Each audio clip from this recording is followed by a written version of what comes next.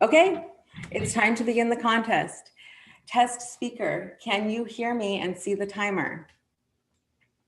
Yes, I can. Okay. Please help me welcome our test speaker, Kevin Cumiskey, 4 flats in a bowling alley. 4 flats in a bowling alley. Kevin Cumiskey. A few years ago, I rode my bicycle across Wisconsin from Lake Michigan to the Mississippi River. 5 days, 200 miles. Now, non-cyclists might find that impressive. Serious cyclists, they would consider it trivial. But for me, it was memorable because of the lessons I learned. Along the way, I had 4 flat tires, and each one of them taught me a lesson about relationships. First, I must tell you that while I can change a bike tire, I really dislike changing a bike tire. I have 2 left thumbs and no patience. So upon getting a flat, my first thought is to look around and see who can help me fix this. This is actually an anomaly of my personality. I'm generally a self-reliant kind of guy, except when it comes to fixing bike flats. Enter a stranger, a friend, a professional, and family. My first flat happened about 10 miles east of Jefferson. I walked my bike to the gas station and began fixing the flat, but I was having problem getting enough air pressure into it. After about a half an hour of frustration, an elderly man in a recumbent bike drove up. Now, here was a guy who had likely fixed a flat tire a day or two in his life. As Blanche Dubois said in A Streetcar Named Desire, I have always depended upon the kindness of strangers. I asked for and received his assistance.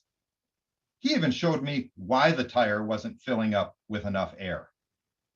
Within 10 minutes, I was on my way, thanking the good Lord for putting this man in my path.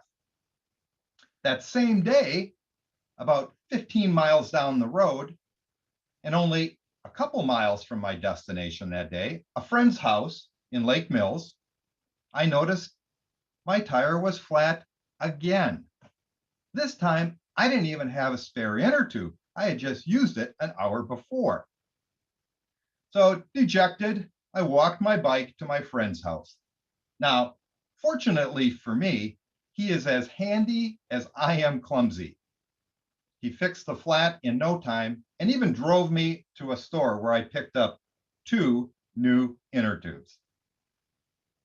2 days later, I was in Verona. The weather took a dramatic turn. 48 degrees, pouring rain, and what more, the path I was going to take to my destination was a crushed limestone trail, and it was filled with grit and griminess. I was only a mile down the trail when, you guessed it, another flat. I walked my bike only 100 yards and I found a bike store. The owner there not only fixed my flat, he even provided me with an alternate course of direction to my final destination that day. And it didn't include riding through a limestone slurry. The next several hours tested my fortitude. Mile after mile of biking up these steep hills, only to have to pump the brakes on the way down so that I didn't slip off because of the road conditions. I had ridden 30 miles, no sign of a place to take nourishment or to get dry, when suddenly, in the distance, I saw a bowling alley in the middle of nowhere, but there were 2 cars parked outside. I walked in, dried myself off a little, sat down at the bar, and after a couple minutes, a gentleman came from behind looked at me rather puzzling and said, "Can I help you?"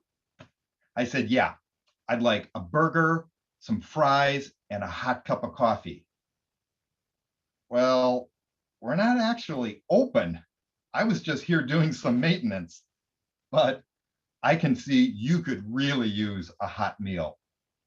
So he fired up the grill and made for me probably the best burger I ever had in my life. Later that night, my wife joined me in Mineral Point. It was my last night before that final day when I rode to Dubuque. The next morning, we were having breakfast, and the owner of the B&B came up to me and said, "I've got some bad news for you. Your bike?" "That's right, flat." "You've got to be kidding me. It was perfectly fine when I rode in here last night." He also informed me that the nearest bike store was 20 miles away in Platteville. Now, my next day was 25-mile-an-hour winds coming right at me over some of the hilliest terrain I had ever ridden.